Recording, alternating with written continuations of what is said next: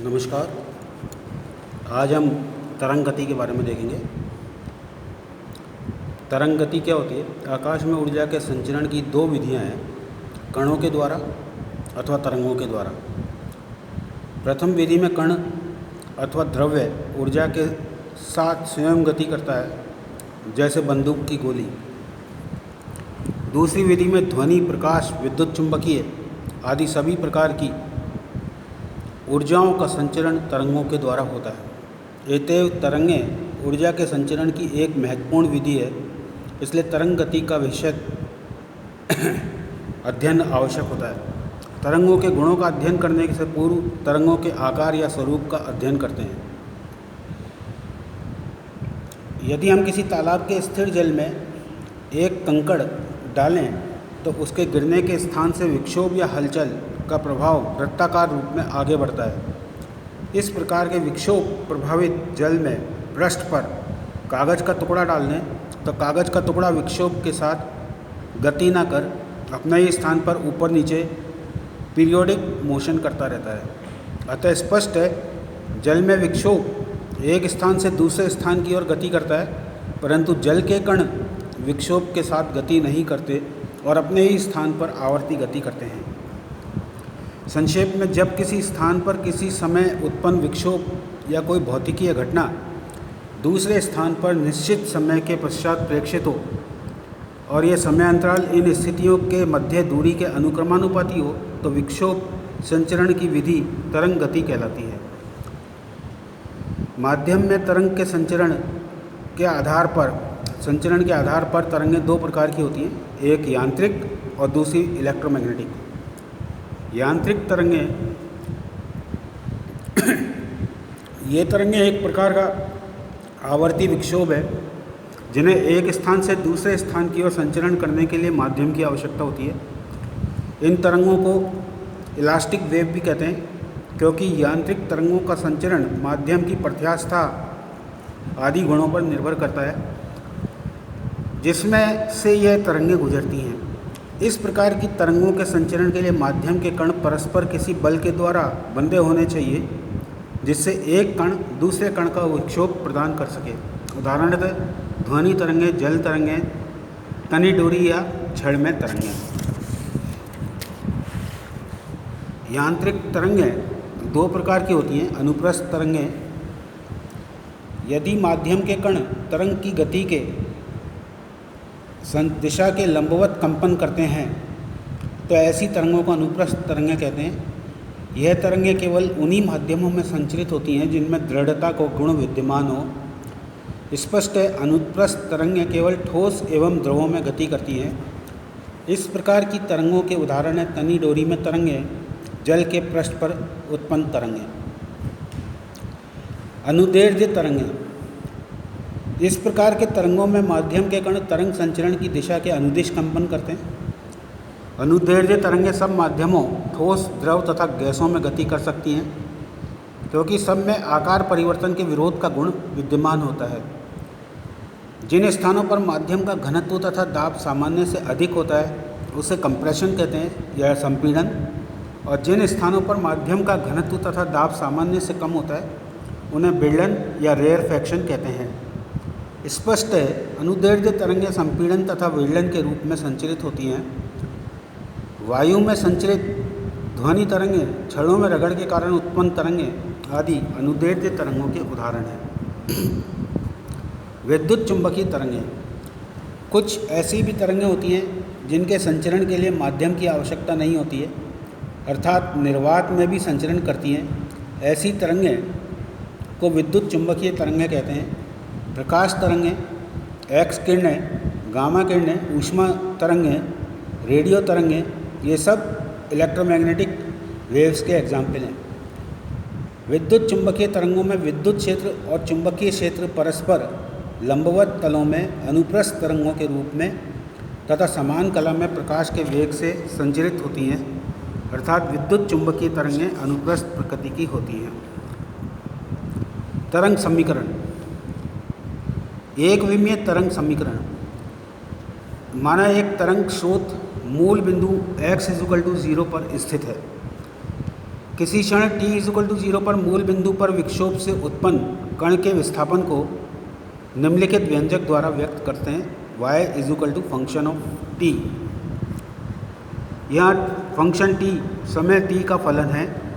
मूल बिंदु पर कण का विस्थापन y = f0, देयरफॉर t = 0। यह विस्थापन तरंग रूप में मूल बिंदु O से गति कर x दूरी पर स्थित किसी अन्य बिंदु P पर पहुंचती है v वेग से।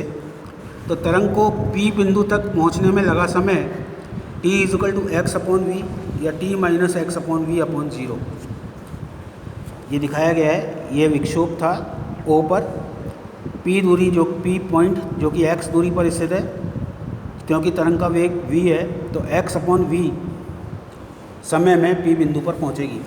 या दूसरे शब्दों में अपन कह सकते हैं कि किसी भी समय t पर कण P का विक्षोभ वो ही होगा जो कि बिंदु O पर x/v समय पहले होता था।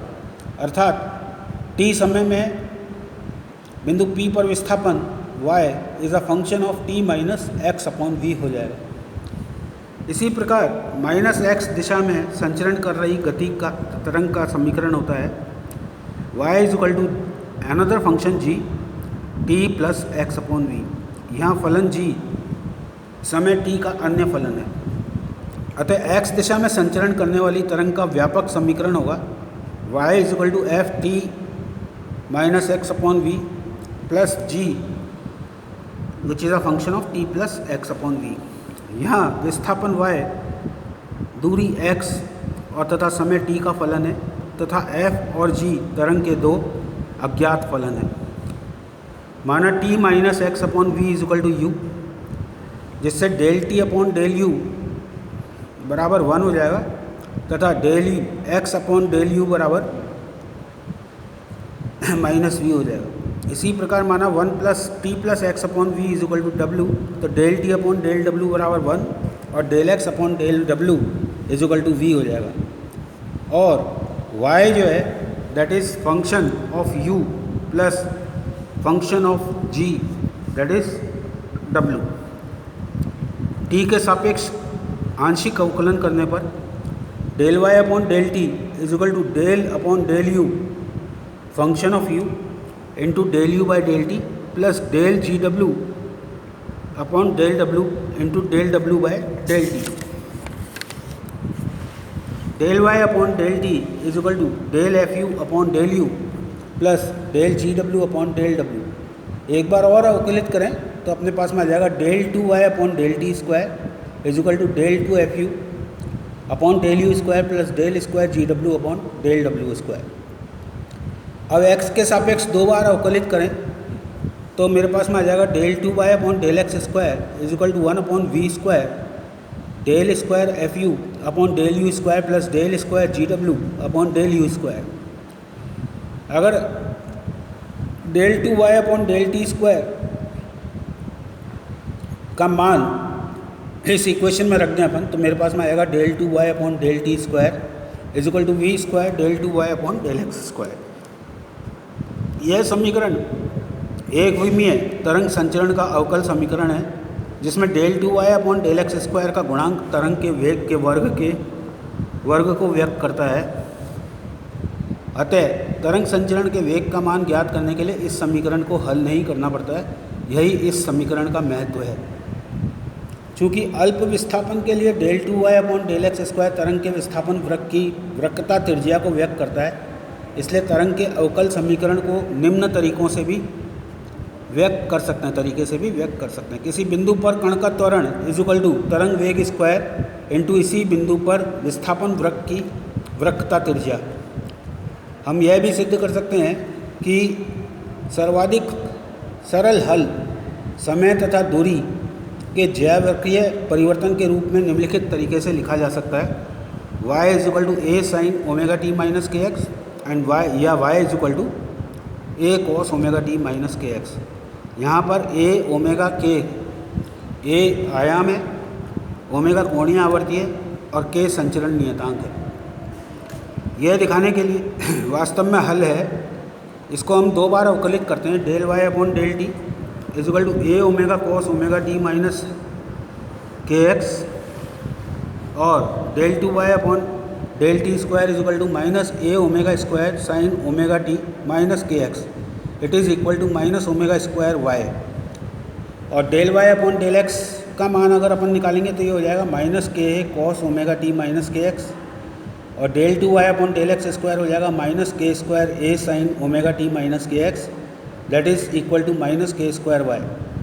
या y is equal to minus one upon omega square del two y upon del t square, और minus it is equal to minus one upon k square del two y upon del x square, या del two y upon del t square is equal to omega square upon k square del two y upon del x square. Omega upon k की value v के बराबर आएगी, 2 pi n upon 2 pi upon lambda करेंगे तो n lambda आएगा, that is equal to v। और del two y upon del t square is equal to v square del two y upon del x square. यह समीकरण बिल्कुल वही समीकरण आ रही है जो कि अपने पास में तरंग गति की थी तो इसका मतलब क्या हो गया कि y is equal to A sine omega T minus के एक्स और y is equal to A cos omega T minus के एक्स इस समीकरण के हल हैं। धन्यवाद।